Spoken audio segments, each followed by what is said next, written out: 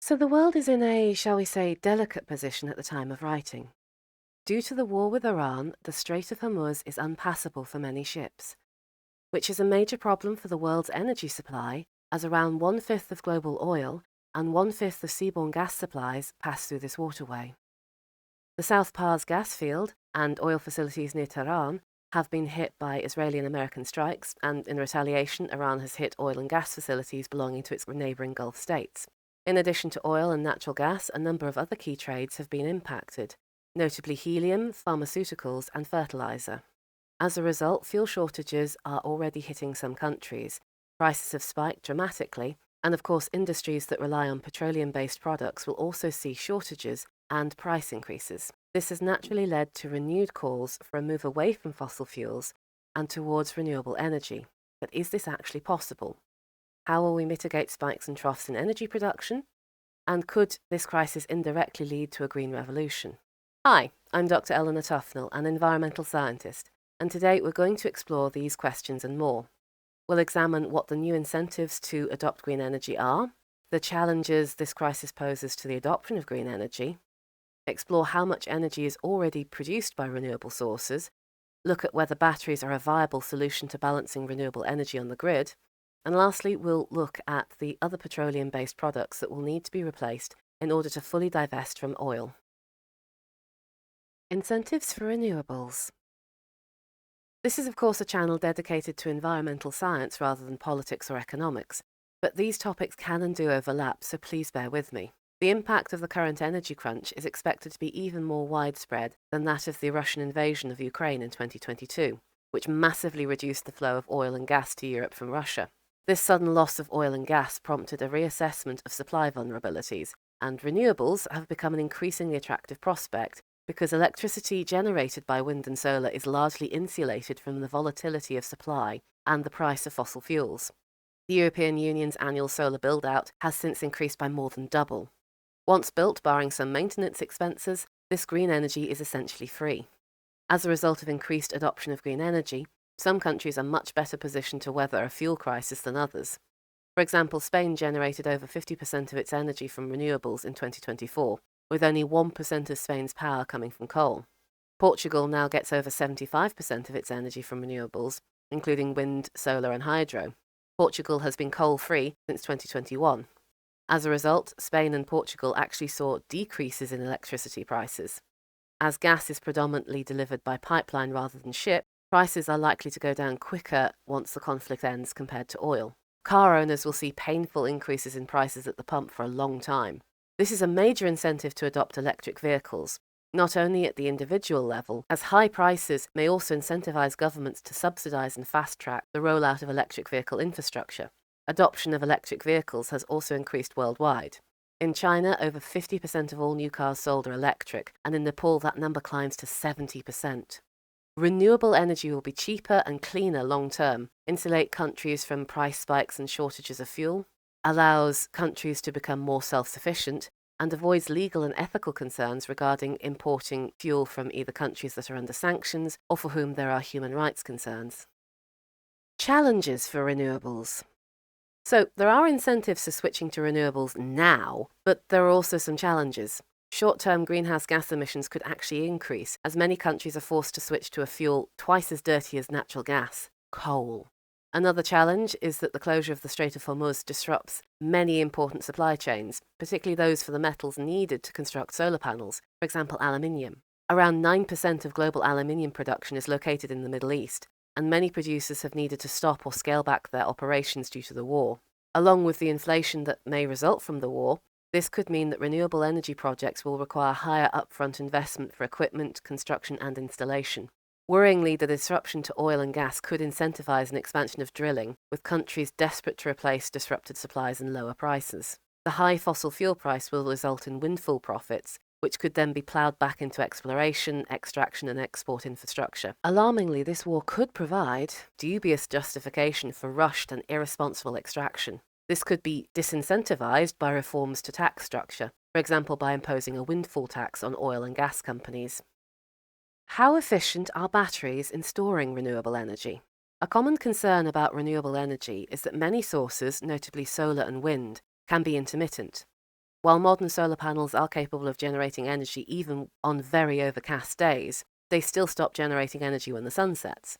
And wind turbines, while increasingly efficient, can't generate energy if there is zero wind. Energy demand also sees peaks and troughs, which may not line up with the peaks and troughs of green energy production. The answer to this is batteries. Please note that I'm using the word battery to refer to a number of electric storage devices, but there are a wide range of such, including supercapacitors, biobatteries, and flywheel energy storage. While it may once have been true that batteries were either too inefficient or too expensive to provide reliable stabilization of renewable power supplies, battery technology has scaled rapidly, with them becoming more efficient, long-lasting, cheaper, and safer. This means batteries can smooth fluctuations in power prices and supply. How much renewable energy do we already use, and can it be increased? Spain and Portugal have already been discussed, but an increasing number of countries have been adopting renewable energy. Pakistan saw a surge in rooftop solar panels over the past 5 years. For many households and businesses there, rooftop solar coupled with batteries has proved much cheaper and more reliable than electricity from the grid. In the UK in 2024, wind generated 29.5% of the UK's power needs, with solar providing 5.2% and nuclear 65%. Fossil fuels fell to 31.5%, which is their lowest level since the 1950s. Over half of UK energy needs are currently met by renewables. Globally, around 45% of energy is generated using renewable energy sources. Many countries are actively seeking to increase their green energy generation. The UK is aiming to transition to 100% zero-carbon electricity generation by 2050, though some of this is expected to be from nuclear energy. Denmark got 88% of its power from renewables in 2024 and is on track to make that 100% by 2030. Germany currently gets around 45% of its energy from renewables, with a target of increasing to 80% by 2030 and 100% by 2035. Some countries have already reached 100% renewable energy or are very close to doing so. These include Ethiopia, Norway, Costa Rica, Iceland, Albania, and Nepal. So not only is the world already generating an impressive amount of green energy, but with advances in technology and increasing incentives to wean off fossil fuel, it is quite possible to increase green energy production significantly. 100% renewable energy is possible. What may be lacking is the financial and political will to achieve it. Energy is just the start. Even if all power was generated via renewable energy, we would still be reliant on petroleum-based products. Aside from fuels, crude oil is also processed into petrochemicals, which are used to make a dizzying array of products. These include everyday items such as sunglasses, pens, tires, clothing, mobile phones, pens, and even credit cards. Agriculture depends heavily on oil and gas inputs, as natural gas is a key feedstock for urea, which is one of the most widely used nitrogen fertilizers. Petroleum-based products are also needed for pesticides, irrigation equipment, fungicides, and packaging for products. Aside from relying upon finite fossil fuels and vulnerable supply chains, petroleum-based plastics are responsible for a number of environmental problems, including emissions of greenhouse gases and pollution of marine and terrestrial environments. Fortunately, there are alternative options. From a scientific perspective, virtually all petroleum-based products and chemicals can be replaced by equivalent plant-based options. The difficulty is not the transformation of the plant biomass into the necessary reagents, ingredients, or products, rather that production costs can be higher than petrochemical production. Bioplastics do also contribute to environmental stresses, such as changes to land use and emissions of greenhouse gases, so it is important to factor in life cycle emissions. This means that for bioplastics to replace petroleum-based plastics, cost-effective, environmentally friendly production processes need to be developed. This is happening, but there is still a way to go before all plastics can be replaced with plant-based alternatives. Conclusion. To sum up, there are significant incentives to pivot towards green energy infrastructure, from insulation against price and supply fluctuations to long-term financial savings from switching to renewables, and of course the environmental impact of lowering fossil fuel use. Short-term, due to inflation and supply chain disruption, it may be difficult to rapidly deploy renewable energy. But long-term, this offers so many benefits, from the financial to the geopolitical, on top of the environmental benefits, that it is presenting an increasingly promising option, both for individuals and governments. Normally, I'd say I don't have a crystal ball to peer into the future and tell you which way global governments will go, but I actually do have several crystal balls. However, they persist in giving me nothing but error messages, so we will have to leave the predictions for another day. If you want to nudge things towards a more sustainable future, I recommend pestering your MP or relevant political representative. Right now, many countries are trying to decide how to handle the price increases and fuel shortages resulting from the war. Reminding your elected officials that renewables will help solve these problems long term could help tip the scales in the favour of a greener future.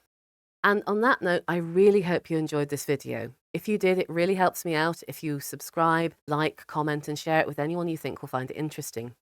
As always, I have left a library of links in the description if you would like to dive deeper. So until next time, take care and thank you for watching.